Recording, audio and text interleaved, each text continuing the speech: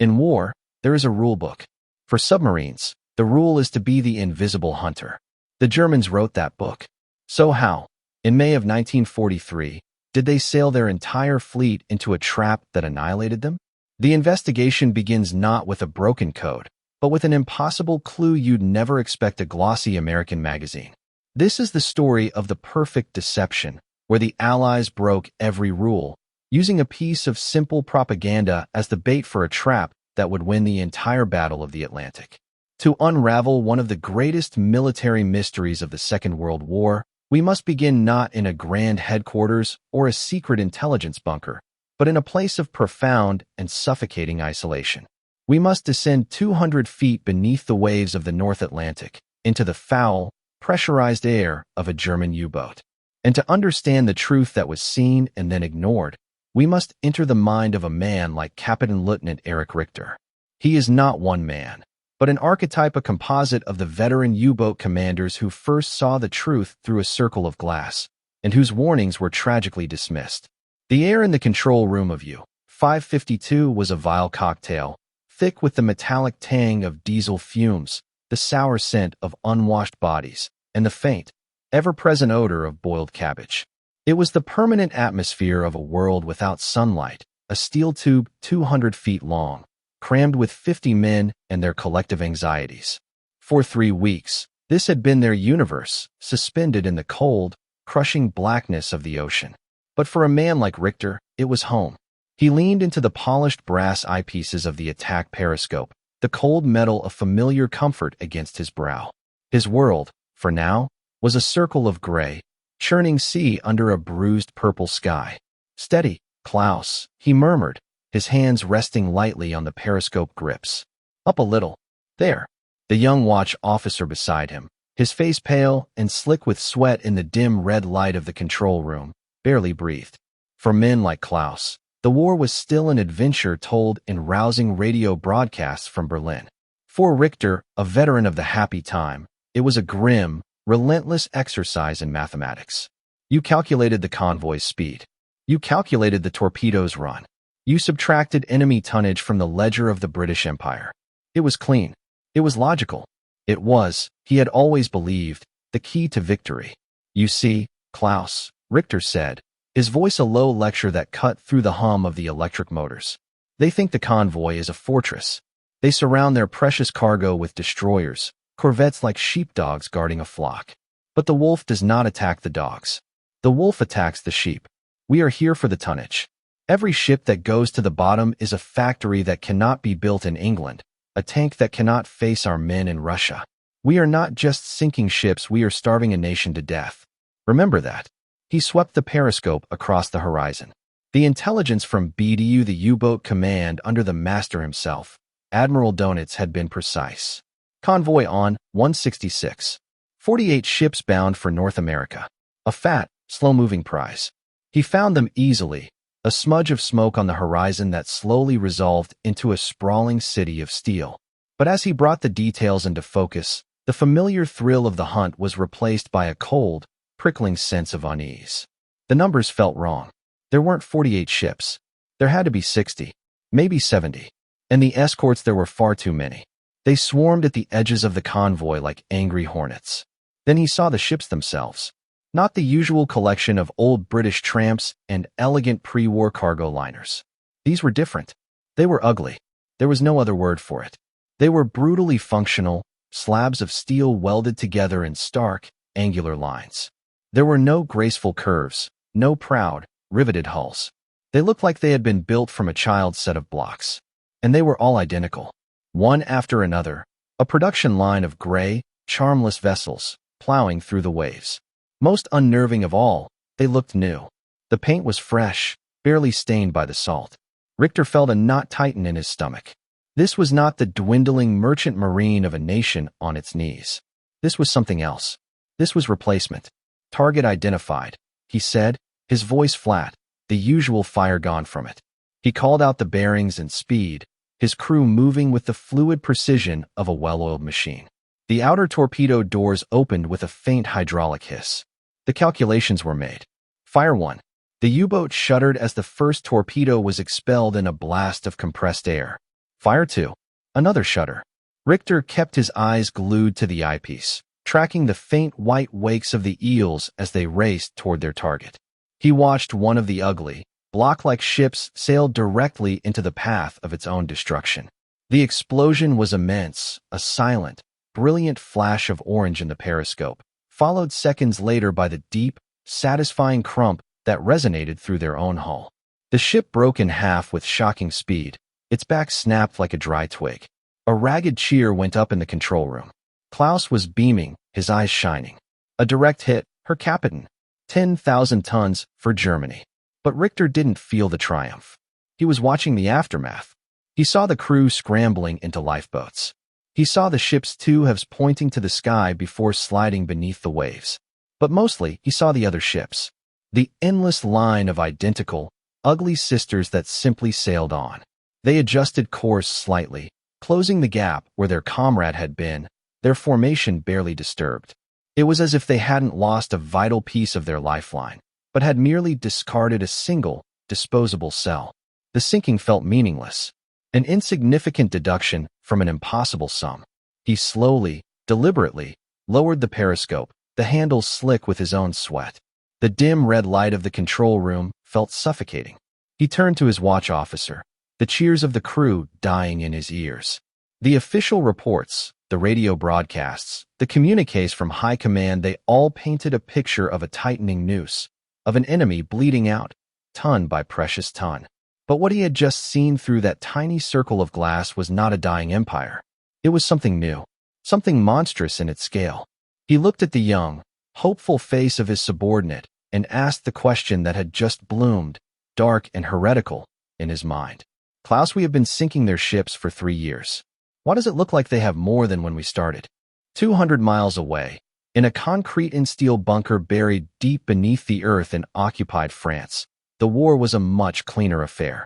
Here, at the headquarters of the Befehlshaber der U-boot, there was no stench of diesel or fear. The air smelled of stale coffee, ozone from the humming radio equipment, and the dry paper of 1,000 charts. This was the kingdom of Admiral Karl Dönitz, and its god was mathematics. For Dönitz, the chaos of the Atlantic was reducible to a single, elegant equation: the tonnage war. He was a predator who hunted not with his eyes, but with numbers. To understand the man, you have to understand the map that dominated his world. It was a colossal chart of the North Atlantic, covering an entire wall. It wasn't just a map, it was a sacred text, a living document of the Reich's most vital battle. Every Allied convoy was a trail of neat pins. Every U-boat wolfpack was a cluster of hungry red markers. And every successful sinking was recorded not with a mark of a ship, but with a number neatly written in a ledger: 8,000 tons, 12,000 tons, 5,000 tons. This ledger was the only reality that mattered. As long as the sum of tonnage sunk each month was greater than the tonnage the Allies could build, Britain would starve. Its factories would fall silent. Its armies would wither. It was inevitable. It was logic. Erich Richter's after-action report arrived as just another drop in an ocean of data. A senior staff officer, a man with a neat mustache and a permanent air of weary competence, read the combat summary: first one freighter, C3 class, approximately 9,500 tons, sunk. Excellent. Another solid blow. He made a note to add it to the weekly total. Then he read Richter's postscript, the subjective observation. Convoy size larger than anticipated. Escort screen unusually heavy. Cited numerous vessels of a new, uniform, and crudely constructed design. Suggests a mass production capability not accounted for in current intelligence estimates. The officer frowned. He'd seen notes like this before. Captains, adrenalized after a depth charge attack or exhausted from weeks at sea, often saw ghosts. Mass production? He scoffed to a colleague.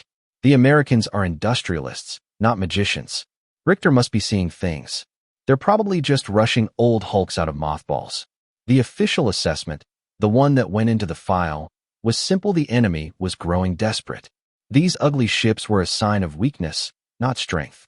They were throwing anything that could float into the battle. The consensus in the bunker was comforting. The plan was working. The noose was tightening. The official story held firm. But in another room, far from the grand maps and the confident commanders, was the B-Dienst. the Naval Intelligence Service. It was a place of quiet, intellectual ferocity, where the war was fought not with torpedoes, but with intercepted radio waves and broken ciphers. Here, we meet our second archetype, the ignored analyst. To tell his story, we will call him Decker.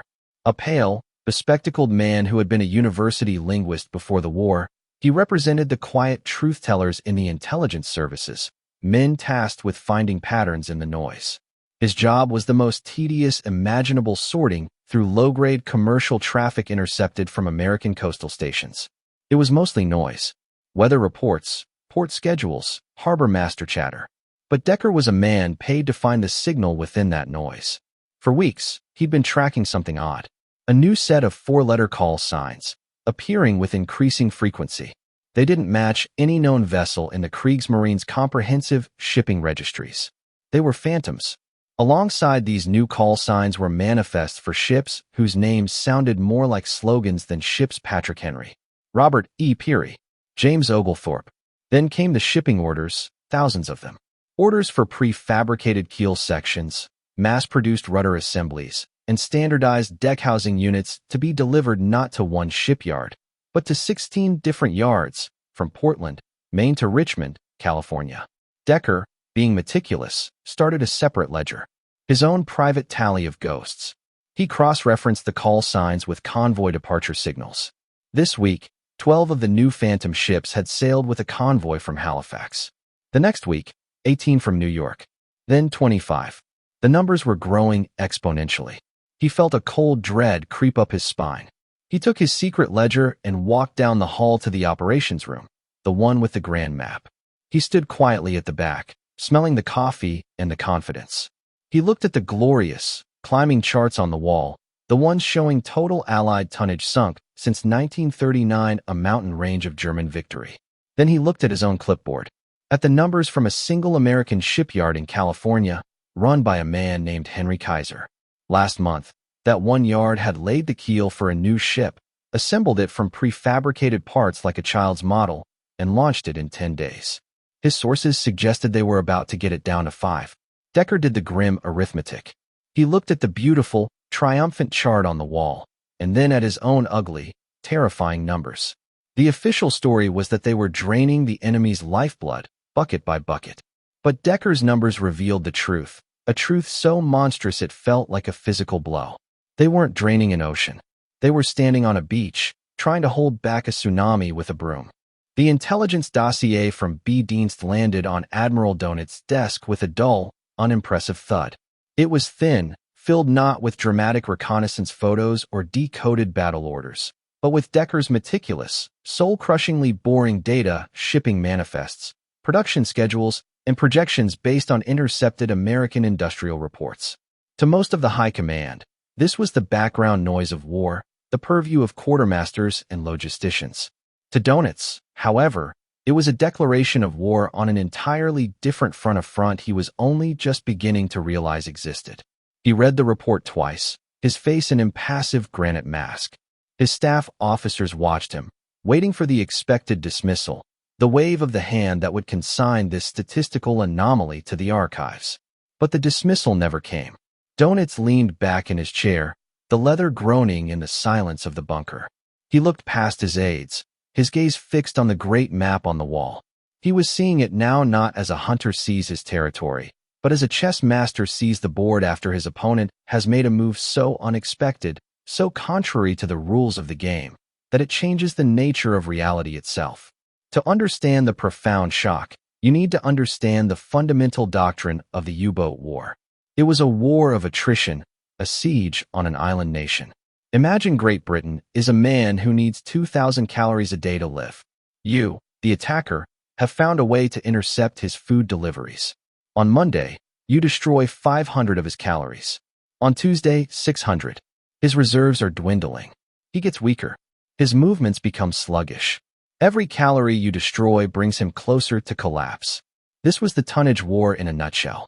It was a simple, brutal, and Dönitz had believed infallible strategy. Every sunken ship was a permanent loss, a wound from which the enemy could not recover quickly. Building a new 10,000-ton freighter was a monumental undertaking, requiring a year or more of skilled labor in a dedicated shipyard slip. The U-boats could sink them faster than the British could ever hope to build them. The math was on Germany's side. Decker's report took that elegant, beautiful equation and smashed it to pieces. It revealed that the Americans had done something that violated the very laws of this strategic physics. They weren't replacing the man's calories one by one. They had built a machine of vast, continental assembly line that was producing 10,000 calories every single hour of every single day. They had changed the metabolic rate of the war itself. The ships Richter had seen, the ugly, block-like vessels, were not a sign of desperation. They were the product of a revolution. They were called Liberty ships, and they were being assembled, not built, from prefabricated sections mass-produced in factories hundreds of miles from the sea and then welded together at the coast in a matter of days. The report meant that every U-boat captain, every hero of the Reich risking his life in the icy Atlantic, was engaged in a fight that was already strategically lost. They were bailing out a lifeboat with a teaspoon while the enemy was opening a fire hose. The 700,000 tons of shipping they had sunk with such courage and skill last month, a figure celebrated across Germany, was a rounding error. The Americans, according to Decker's terrifying projections, would replace that entire amount in less than 4 weeks. A cold fury settled over Dönitz. This wasn't just a tactical problem, it was an existential threat to his entire branch of service and to Germany's grand strategy. His U-boats were the tip of the spear. If that spear was being blunted, or worse, rendered irrelevant, the war was over. He looked at his staff officers, their faces still confident, still basking in the glow of the latest kill reports. They didn't see it. They were still counting the calories, proud of every morsel they snatched. They couldn't comprehend the scale of the factory that was now operating on the other side of the world. Dönitz stood up, his knuckles white as he gripped the edge of his desk. The ticking clock of the Tonnage War, the one he thought was counting down to British surrender, was suddenly counting down to his own defeat. The enemy hadn't just built more ships. They had weaponized time itself. "Get me everything you have on American shipyard production," he commanded, his voice a low growl that silenced the room. "I don't want summaries. I want the raw intercepts. I want worker shift schedules, steel production quotas, railroad manifests. I want to know the name of every rivet heater in Henry Kaiser's yards if you can find it." He turned back to the map, a grim understanding dawning in his eyes. The hunt for convoys was no longer enough. The real battle wasn't here, in the cold waters of the Atlantic. It was in the minds of the men who had conceived of this industrial miracle. He had to understand it. He had to find a way to counter it. He had to prove the numbers were wrong, or he had to change his entire war. The mission was no longer just to sink ships. It was to hunt for a truth that could save the U-boat arm from strategic oblivion. The investigation began not with spies and secret missions, but with a mountain of paper. Following Dönitz's command, the B-Dienst was transformed into a ravenous analytical engine, its sole purpose to digest the American industrial machine and find a weakness. Analysts who had once tracked battleship movements were now poring over agricultural reports from the American Midwest, trying to calculate the amount of food being diverted to shipyard workers.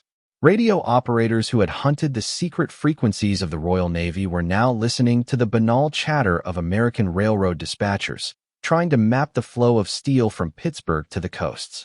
It was a war of footnotes and appendices, a slow, grinding siege on a fortress of information. The mood, for the first few weeks, was one of deep, professional pessimism. The data trickling in was all bad. Steel production was up. Worker recruitment was exceeding quotas.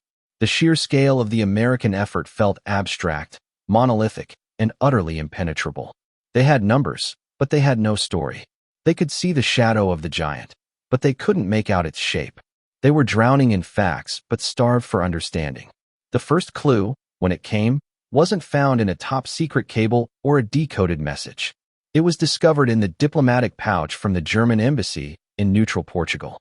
Tucked inside, amongst dry official correspondence, was a stack of recent American magazines, intended for the embassy staff. A junior ensign, tasked with screening them for any intelligence value before they were put in the reading room, tossed a glossy copy of Life magazine onto Decker's desk. "More American propaganda, sir," he said with a dismissive shrug. "Pictures of fat farmers and women in trousers building bombers. You've never seen such arrogance." Decker was about to wave it away when the cover caught his eye. It was a photograph of a woman, her hair tied up in a bandana, her face smudged with grease, holding a welding torch. The headline blared the Richmond Riveters how Kaiser's girls are building victory. He opened it, and there, laid out in a glorious, full-color photo essay, was the answer. It was all there. The arrogance was breathtaking. The Americans weren't hiding their secret weapon, they were celebrating it on every newsstand. The photographs showed vast slabs of a ship's hull being built in a factory miles from the water.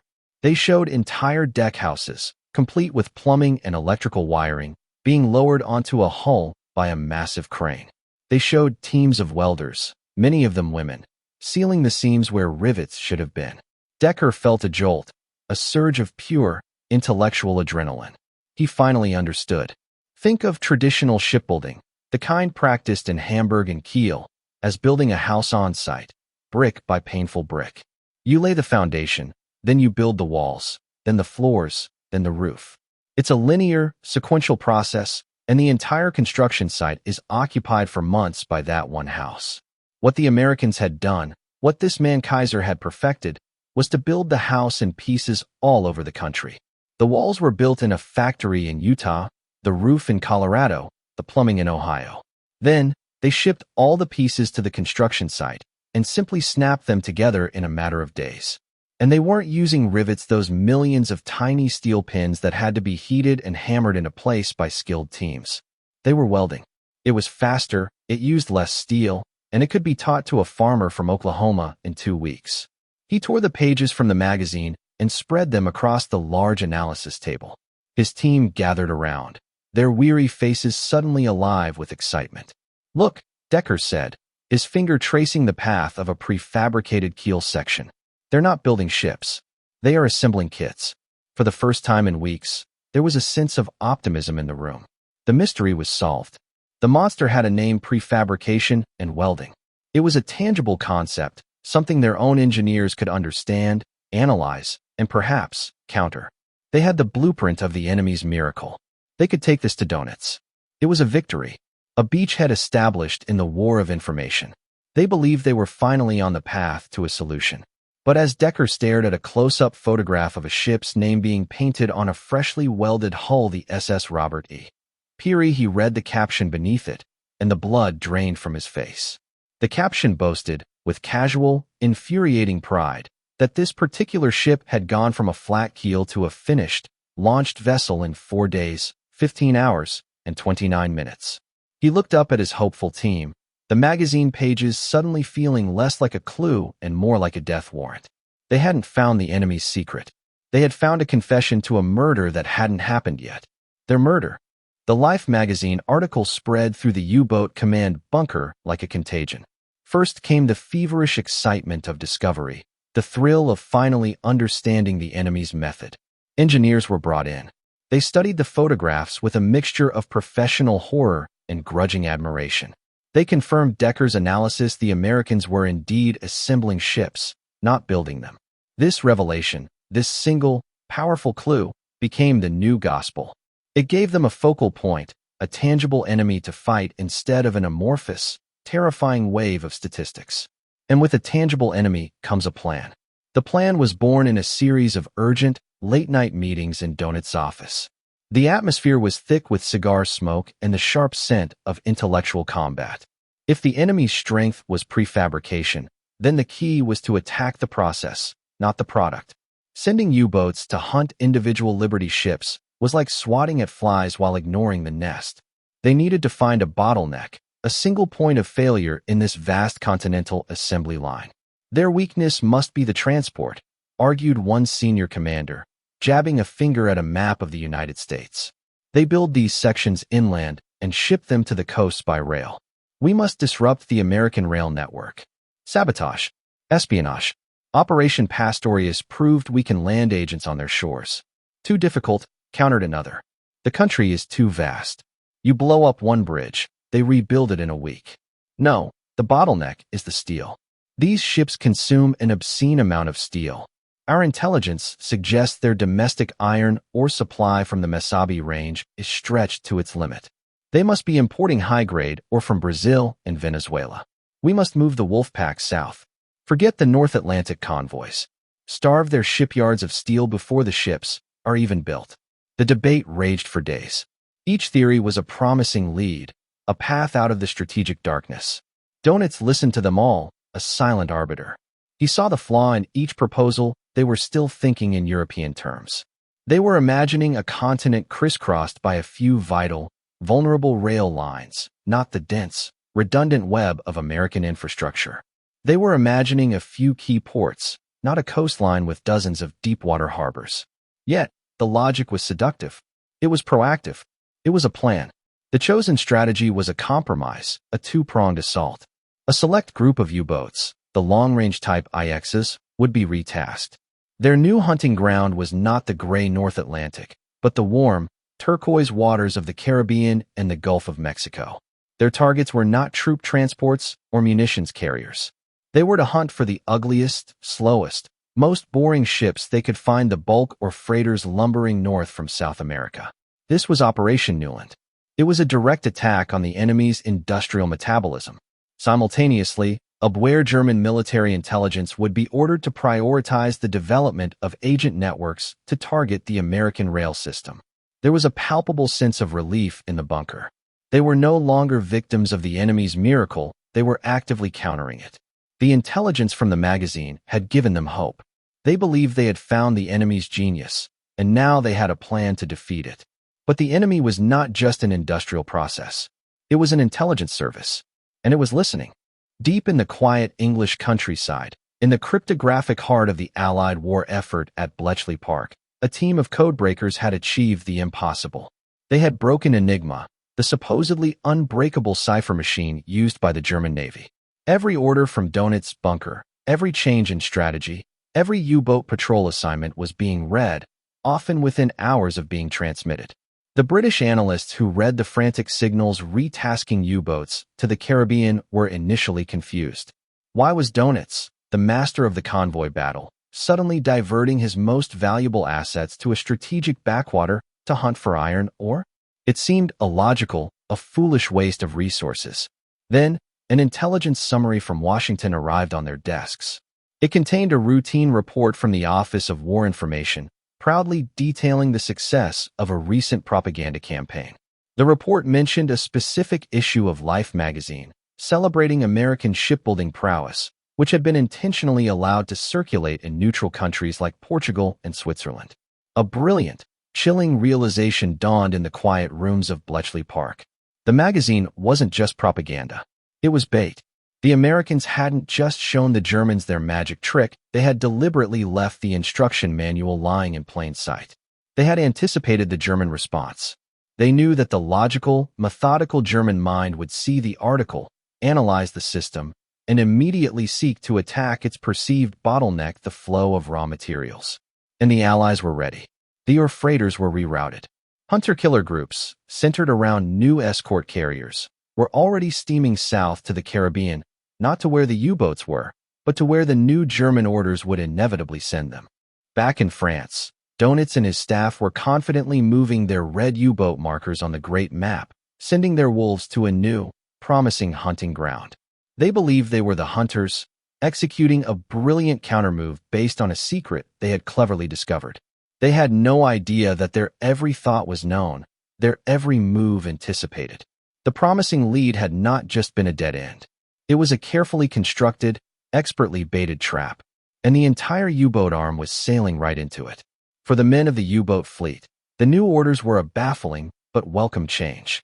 After years of enduring the brutal North Atlantic, the bone-aching cold, the relentless storms, the ever-present threat of British destroyers and Sunderland-flying boats, the Caribbean felt like a vacation. The sun was warm, the seas were calm, and the targets, they were told, would be soft. The captains, men like Erich Richter aboard U-552, briefed their crews with renewed confidence. They weren't just sinking ships anymore, they were engaged in a grander strategy, striking at the very source of the enemy's industrial might. The first weeks of Operation Newland were deceptively successful. The wolfpacks, arriving in the new theater, found exactly what they'd been promised: a target-rich environment with lax defenses. Lone tankers, laden with crude oil from Venezuela, plodded north without escort. Or freighters, heavy with bauxite and iron, were easy prey. The kill signals flowed back to France, a steady drumbeat of victory. Tanker, 10,000 tons, sunk off Trinidad. Or carrier, 8,000 tons, sunk in the Yucatan Channel. On the great map in Dönitz's bunker, the cluster of red markers in the south began to accumulate a satisfying halo of victory notations. The plan was working. The magazine article had been the key. But Richter, on patrol near the coast of Florida, felt that same cold prickling of unease that had haunted him in the North Atlantic. The successes felt too easy. The enemy's response was sluggish, disorganized. It didn't feel like the Royal Navy, which hunted with a cold, professional lethality.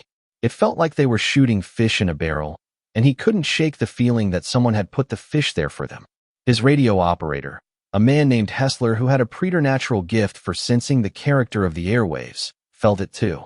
The American commercial traffic is strange, her captain, Hessler reported one evening, his headphones clamped tight over his ears. It's chaotic, almost panicked. But the naval signals, they're very quiet. Disciplined. It's like the left hand doesn't know what the right is doing. Or Hessler trailed off, searching for the right words.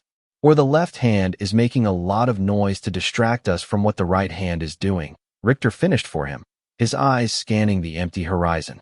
Hessler shook his head, a disturbed look on his face. Or worse, her captain. It feels like they are listening. Like they are waiting for us. The breakthrough, the piece of the puzzle that turned nagging suspicion into terrifying certainty, came not from an admiral's grand strategy, but from a single, humble piece of technology. Dönitz, in his relentless push for an advantage, had ordered his newest U-boats to be fitted with a new device, a Metox radio detector. It was a crude but effective piece of gear, a simple wooden cross mounted on the conning tower, wired to a receiver in the radio room. Its job was to listen for the specific high-frequency radio waves used by airborne radar. It couldn't see the enemy plane, but it could hear its electronic ghost, giving the U-boat a few precious minutes of warning to dive. For months, the Metox, nicknamed the Biscay Cross, had been a lifesaver. But in the Caribbean, it began to behave strangely. It would suddenly scream its high-pitched warning, sending the crew scrambling to dive stations, only for the skies to remain empty. The lookouts would scan the clouds, see nothing, and the all-clear would be given. It happened again and again, a series of false alarms that frayed the crew's nerves and sowed confusion. Was the equipment faulty? Was it picking up stray signals from civilian radio stations on the coast? One sweltering afternoon, as U-552 cruised on the surface to charge its batteries, the Metox shrieked. Richter, on the bridge, instinctively yelled alarm, but held up a hand to stop the dive. Wait, he commanded, his binoculars pressed to his eyes. Lookouts, sweep the sky. Tell me exactly what you see. The answer was the same as always. Nothing, her captain. Sky is clear. But Hessler's voice crackled over the intercom from the radio room below, sharp with urgency. The signal is strong, sir. Very strong and very close. Richter's mind raced, trying to reconcile the two impossible facts. The detector screamed that an enemy was right on top of them. His lookouts swore the sky was empty. How could both be true? He thought back to the briefings, to the intelligence reports on Allied technology. He remembered a small, almost forgotten detail in a report about a new type of radar the Americans were testing. It operated not on the long wavelengths the Metox was designed to detect, but on a much shorter, centimetric wavelength. A frequency so high it was invisible to their detectors. Then a new thought struck him, so chilling it felt like a shard of ice in the tropical heat. What if the Allies knew about the Metox? What if they knew exactly what frequencies it listened for? What if they were deliberately transmitting on those old frequencies from high-altitude planes or distant ships as a decoy? A phantom signal to make the U-boats feel safe, to make them believe their technology still worked, while the Real hunter approached in total electronic silence. The logic was inescapable. The false alarms weren't malfunctions. They were a breadcrumb trail. The quiet naval signals, the easy targets, the phantom radar, it was all part of the same elaborate trap. Crash dive, he roared, his voice cracking with the sudden, terrible understanding. Take her down, deep. As the sea closed over the conning tower, a shadow fell across the patch of ocean where they had just been. High above, a Grumman Avenger torpedo bomber, launched from the escort carrier USS Boga ship that wasn't supposed to exist on any German chart, had been stalking them for 10 minutes. Its new microwave radar painting a perfect picture of the U-boat on the surface. The pilot had watched, bemused, as the submarine sat motionless, clearly unaware of its imminent doom. Richter's sudden, panic dive had saved them. But as the first depth charges exploded around their hull, shaking the boat with bone-jarring violence, he knew the truth. Their clever investigation, their brilliant counterplan, had been a lie. They hadn't found a path to victory. They had been led down a path to a perfectly prepared killing ground. The report Eric Richter transmitted back to France was unlike any after-action summary the staff at BDU had ever seen. It was clipped, precise, and stripped of all heroic pretense. It logged the perfunctory details: patrol area, fuel status, torpedoes remaining. But then, in a section reserved for technical observations, Richter laid out his terrifying thesis with the cold logic of a prosecuting attorney. He described the METOX's phantom signals. He detailed the inexplicable absence of routine air patrols followed by the sudden, overwhelming appearance of a perfectly positioned hunter-killer group. He concluded not with a suspicion, but with a certainty the enemy possesses a new radar operating on a wavelength we cannot detect. Furthermore, it is my firm conviction they are aware of the METOX's operational frequencies and are using them to create tactical feints. Our technical countermeasures are compromised. Operation Newland is not a hunt, it is a baited ambush. This was not the report of a shaken commander. This was heresy. It was a direct challenge to the entire strategic foundation upon which the Caribbean offensive was built. It implied that their prized intelligence coup, the Life magazine, was not a clue, but a piece of deliberate, masterful deception. It suggested that the enemy was not just reacting to them, but was 3 steps ahead, playing a game whose rules the Germans didn't even know existed. Decker, the quiet analyst from B-Dienst, was one of the first to read the unedited signal. It landed on his desk like a live grenade. Richter's field report was the missing piece, the ground truth that snapped his own data into horrifying focus. He pulled the files from the early days of Operation Newland, the triumphant kill reports, and he saw the pattern he had missed. The initial successes had all been against lone, unescorted merchant ships. Then, exactly 3 weeks into the operation, the precise amount of time it would take for the Allies to analyze the new U-boat patrol patterns and deploy a counterforce, the nature of the engagements had changed. The U-boat losses began to mount. Boats were being lost in areas with no previously reported Allied activity. Veteran captains were disappearing without even sending a final contact report. The truth was now undeniable. They had been played. The Americans and the British had orchestrated a strategic masterpiece. They had dangled the bait of the magazine, correctly predicting the Germans would lunge for the industrial jugular. They had sacrificed a few dozen old tankers and freighters, a trivial price to pay to lure the wolfpacks into a concentrated area.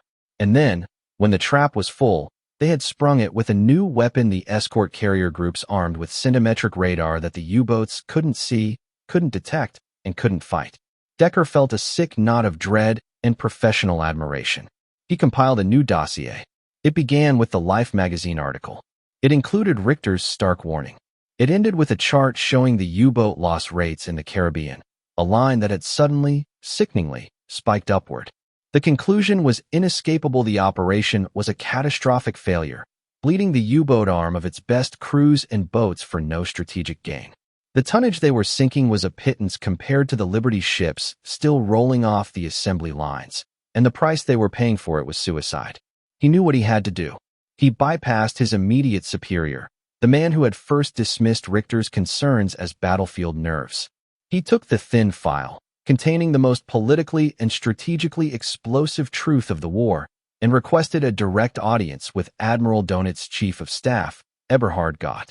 He was presenting the High Command with an uncomfortable, almost unbearable truth: their entire strategy was based on a lie they had been cleverly fed by the enemy.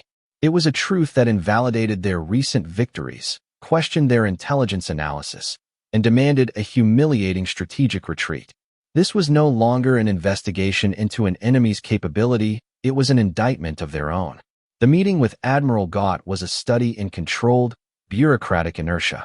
The chief of staff was a man who inhabited a world of maps, pins, and tonnage ledgers, guardian of the official reality, the high priest of the tonnage war doctrine that Dönitz himself had created.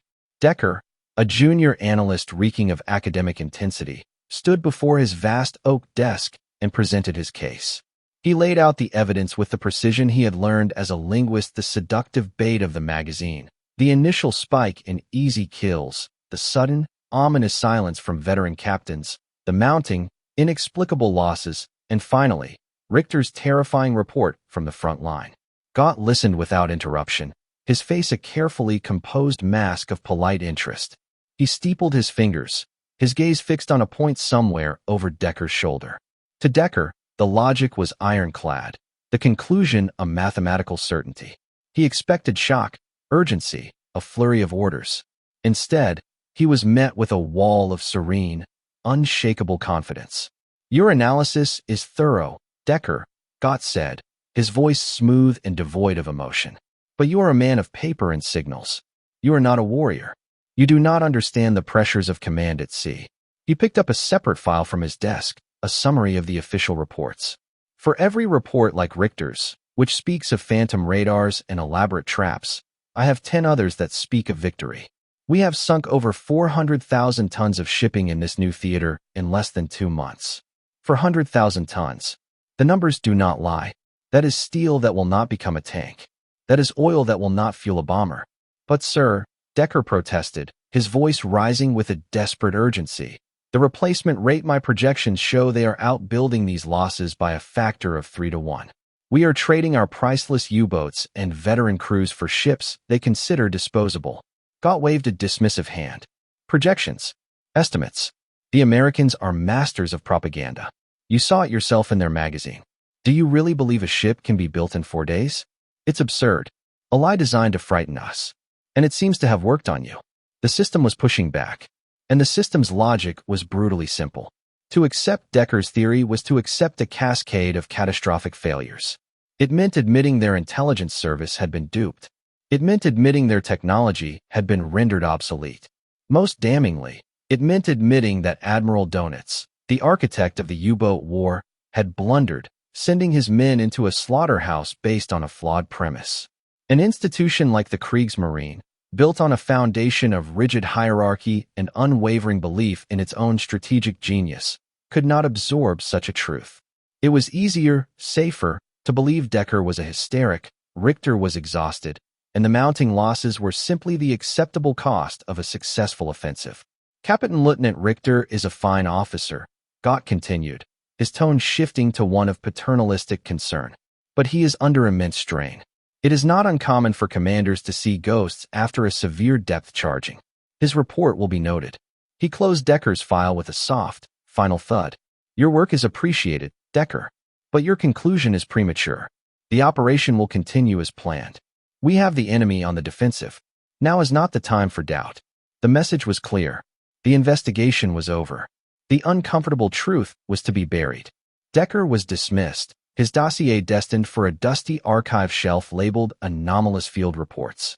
He walked out of the Chief of Staff's office into the long concrete hallway of the bunker, the air suddenly feeling thin and suffocating. He had delivered the warning. He had shown them the fire raging just over the horizon. And the door had been politely, firmly, shut in his face. The system had chosen the comforting lie over the devastating truth. The machine would continue to grind forward, following the plan on the map, regardless of the blood-soaked reality in the sea. The official story was to be protected at all costs.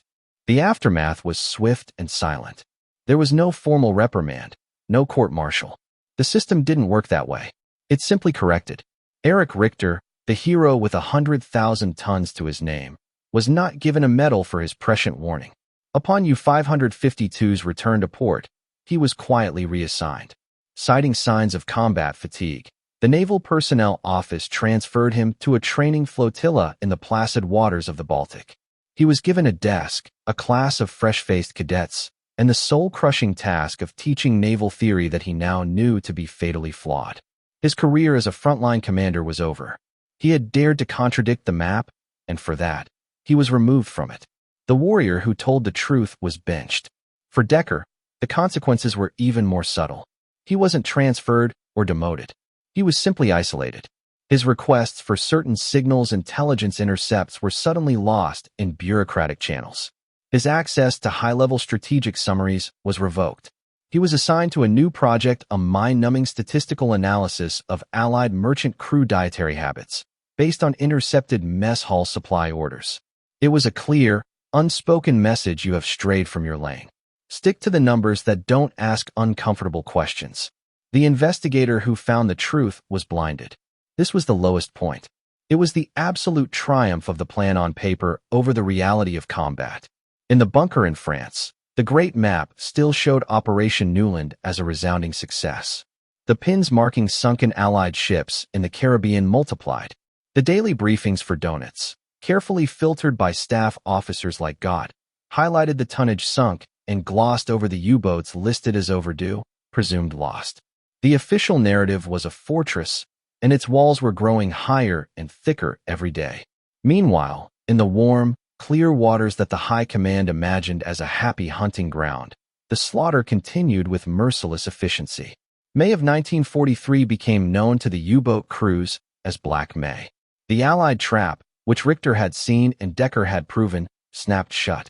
Escort carrier groups, operating with the cold precision of a practiced exterminator, swept the sea lanes. Guided by unseen radar and fed by the broken Enigma codes, they hunted down the wolfpacks with terrifying speed. U-boats were disappearing at a rate of one per day.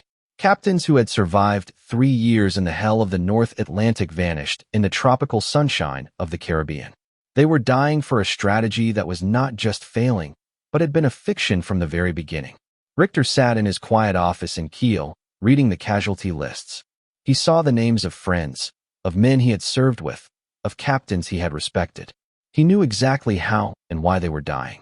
He would trace their last known patrol routes on his own private map and see them converging on the very killing grounds he had warned of. He was a Cassandra, cursed with the knowledge of a catastrophe he was powerless to prevent. Decker, sifting through reports on the vitamin C content of powdered eggs, would occasionally see a fragment of a signal, a frantic, truncated contact report from a U-boat, cut off mid-transmission. Each one was a ghost of the truth he had tried to tell. The weight of their failure was immense, not a failure of investigation, but a failure to be heard. The system had prioritized its own infallibility over the lives of its men. And now, the bill was coming due. The disaster they had tried to prevent was no longer an abstract prediction on a chart. It was unfolding, hour by hour, in the wreckage and the oil slicks and the silent, crushing depths of the Atlantic. The catastrophe of Black May unfolded not with a single, dramatic bang, but as a slow, inexorable drowning. For the U-boat crews still at sea, the world had been turned upside down. The hunters had become the hunted. The ocean, once their sanctuary, was now a transparent cage. An ordinary day on patrol for a boat in the Caribbean now followed a terrifying new rhythm. The lookout would spot a distant aircraft, a mere speck in the vast blue sky. Before the alarm could even sound, before the dive could be completed, the speck would resolve into a Grumman Avenger, impossibly fast, already in its attack run. There was no time to think, no time to fight back. The first warning of an attack was often the percussive crump of the depth charges exploding against the hull. Lights would shatter, showering the control room in sparks and glass. Pipes would burst, spraying icy seawater and scalding steam. The boat would plunge, out of control, the steel groaning under the immense pressure, the tormented screams of the hull mingling with the screams of the men. For many, this was the end of final, terrifying descent into the crushing blackness. For the few who survived the initial attack, the ordeal was just beginning. The escort carrier didn't just send one plane, it sent a wolf pack of its own. While one Avenger circled overhead, tracking the submerged U-boat with its magnetic anomaly detector, another piece of invisible magic it would call in the surface ships. Soon, the rhythmic ping-ping-ping of active sonar would begin, the sound of a hammer tapping on their steel coffin. Then came the destroyer escorts, circling like sharks, rolling patterns of depth charges off their sterns. The explosions were concussive, geological events that threw men against bulkheads, shattered gauges, and ruptured fuel tanks, filling the already foul air with choking diesel fumes. From the perspective of those who had been ignored, every loss was a fresh stab of dramatic irony. As Richter sat in his training office, a young cadet asked him, "Sir, they teach us that the key to survival is the crash dive. To get under the waves before the enemy can pinpoint us. Is this correct?" Richter looked at the boy's eager, trusting face and felt a wave of profound bitterness. "The key to survival," he said, his voice flat and hollow, "is to not be where the enemy already knows you are. The dive only determines the depth of your grave." In the bunker, the sheer scale of the losses finally became impossible to ignore, impossible to hide within the statistical noise. The great map on the wall began to look diseased, pockmarked with the notations of boats lost. 41 U-boats were destroyed in that single month. Dönitz, the architect of the war, was forced to confront the wreckage of his strategy. On the 24th of May, he finally gave the order he should have given weeks before, the order Decker and Richter had begged for. He pulled the plug. The signal went out to all remaining U-boats in the North Atlantic and the Caribbean: cease all operations. Withdraw from convoy routes. Return to base. It was a stunning, humiliating admission of defeat. The wolfpacks were being called off. The Tonnage War, the central pillar of German naval strategy for 4 years, was over. But for the men in the bunker, the why was still a mystery shrouded in the fog of war. They blamed a temporary surge in Allied anti-submarine technology. They blamed bad luck. They blamed the exhaustion of their crews. They saw it as a tactical setback, a battle lost. They still didn't understand they had lost the war. They still didn't comprehend that the entire offensive had been orchestrated by the enemy from the very beginning. The truth, the full, declassified picture, remained buried in the archives, waiting for the war to end. The war ended. The bunker in France was abandoned, its great map left to peel and fade in the damp air, a monument to a failed strategy. Admiral Dönitz, in a final, bizarre twist of history, became the last Führer of the Third Reich for a handful of days before his arrest. The surviving U-boat crews returned to a Germany in ruins, their astounding bravery and horrific sacrifices relegated to a footnote in a story of total national collapse. The truth of Black May, like so many truths of the war, was sealed away in folders stamped top secret, locked in steel cabinets in London, Washington, and Bletchley Park. For decades, the official history held. The U-boat war was a story of rising and falling fortunes, of technological thrust and parry.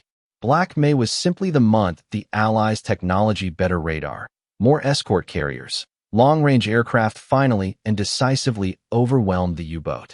It was a clean, logical, technical explanation. It was also incomplete. The fog began to lift in the winter of 1974. A British historian, working under the newly passed Public Records Act, was granted access to the wartime files of the Admiralty's Operational Intelligence Center.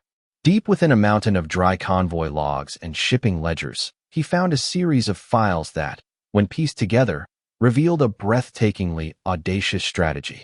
While it had no single, public code name, its purpose was unmistakable. He was looking at the script for a murder written months in advance. Inside was the story, not just of radar and aircraft, but of a breathtakingly audacious intelligence operation. The files detailed a plan, conceived in late 1942, to deliberately leak specific industrial and technical information to German intelligence. The historian found a copy of the Life magazine article, its pages now brittle and yellow. Next to it was a memo from an American naval intelligence officer. "We assess," it read, "that the German command, presented with evidence of our mass production capabilities, will logically choose to attack the flow of raw materials rather than the finished product. The magazine is the bait. The Germans will likely call their offensive Operation Newland. We will let them feast on non-critical shipping for a short period to build their confidence, while we redeploy carrier groups to the designated kill zones." It was all there. The blueprint for the entire disaster, written months before the first U-boat ever sailed for the Caribbean.